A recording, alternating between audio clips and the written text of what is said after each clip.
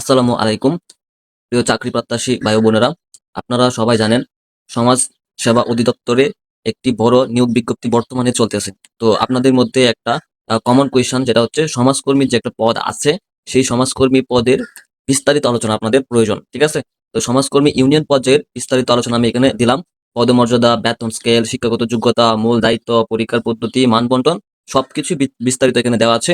তো আমি বিস্তারিত বলতেছি, আপনারা একটু দেখেন। দেখেন, পদ হচ্ছে সমাজকর্মী ইউনিয়ন পর্যায়ে। পদমর্যাদা হচ্ছে এটা হচ্ছে ১৬তম গ্রেড। ঠিক আছে? এই চাকরিটা হচ্ছে ১৬তম গ্রেডের। বেতন স্কেল হচ্ছে ৯,৩০০ টাকা থেকে ২২,৪৯৯ টাকা। এটা হচ্ছে জাতীয় বেতন স্কেল ২০১৫ অনুযায়ী। ঠিক আছে? আচ্ছা। শিক্ষাগত যোগ্যতা হচ্ছে যেকোনো স্বীকৃত শিক্ষা বোর্ড হতে উচ্চ মাধ্যমিক সার্টিফিকেট অর্থাৎ এইচএসসি বা সমমান পরীক্ষায় উত্তীর্ণ। অর্থাৎ আপনাকে এই পোস্টে আবেদন করতে হলে অবশ্যই এইচএসসি পাস থাকতে হবে। ঠিক আছে? আ মূল দায়িত্বসমূহ অর্থাৎ আপনাদের একটা কমন প্রশ্ন থাকে যে এই সমাজকর্মী এর কাজটা কি? অর্থাৎ সমাজকর্মীতে আমি চাকরিটা পেলে আমার কি কাজ করতে হবে? এটাই হচ্ছে দায়িত্ব বা কাজ। তো প্রথমত হচ্ছে ইউনিয়ন পর্যায়ে সামাজিক নিরাপত্তা কর্মসূচি যেমন হচ্ছে বয়স্ক ভাতা, বিধবা ভাতা, প্রতিবন্ধী ভাতা ইত্যাদি মাঠ পর্যায়ে বাস্তবায়ন করা। অর্থাৎ আপনার মাঠ পর্যায়ে এগুলো তথ্য সংগ্রহ করা এবং এগুলো তথ্য যাচাই-বাছাই করা। ঠিক আছে? আচ্ছা। পরবর্তীতে ২ নম্বর হচ্ছে উপকারভোগীদের তালিকা যাচাই-বাছাই ও মাঠ পর্যায়ে তথ্য সংগ্রহ করা। মানে হচ্ছে এই যারা উপকার পাইতে পারে তাদেরকে তালিকা সংগ্রহ করা এবং তালিকাটা যাচাই-বাছাই করা, মাঠ পর্যায়ে তাদের ব্যাপারে খোঁজখবর নেওয়া। আচ্ছা।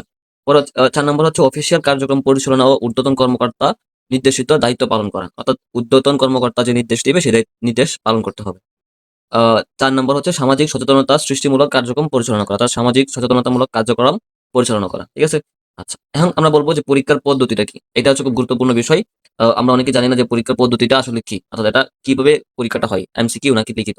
তো সবচেয়ে সহজ কথা হচ্ছে এখানে কোনো লিখিত পরীক্ষা হবে না। শুধু এমসিকিউ এবং ভাইবা পরীক্ষা হবে বা মৌখিক পরীক্ষা। তো এমসিকিউ তে নাম্বার থাকবে ৭০ আর হচ্ছে মৌখিক পরীক্ষায় নাম্বার থাকবে ৩০। মোট ১০০ মার্কের পরীক্ষা হবে। ঠিক আছে? তো আমি এখন দেখাবো পরীক্ষার মান বন্টন। সাধারণত মান বন্টন হচ্ছে কি বাংলায় ২০, ইংরেজিতে ২০, গণিতে ১৫, সাধারণ জ্ঞান হচ্ছে বাংলাদেশ এবং আন্তর্জাতিক ২ টা মিলিয়ে হচ্ছে ১৫ নম্বর। এই মোট হচ্ছে ৭০ নাম্বার হচ্ছে এমসিকিউ পরীক্ষা এবং এই এমসিকিউ পরীক্ষায় যারা টিকবে তাদেরকে মৌখিক পরীক্ষায় অংশগ্রহণ করানো হবে। আর মৌখিক পরীক্ষার নাম্বার হচ্ছে ৩০ নাম্বার। ঠিক আছে? তো এই ছিল সমাজকর্মী পদের বিস্তারিত আলোচনা। আশা করি আপনারা সবাই বুঝতে পেরেছেন। তাও যদি কেউ কোনো কিছু বুঝতে অসুবিধা হয় তাহলে অবশ্যই কমেন্টে জানাবেন। আমি আপনাদেরকে বুঝিয়ে দিতে সাহায্য করব। আর আপনারা আমার এই YouTube চ্যানেলটাকে অবশ্যই সাবস্ক্রাইব করে রাখবেন পরবর্তী এরকম আরো আপডেট পেতে। সবাইকে ধন্যবাদ। আসসালামু আলাইকুম।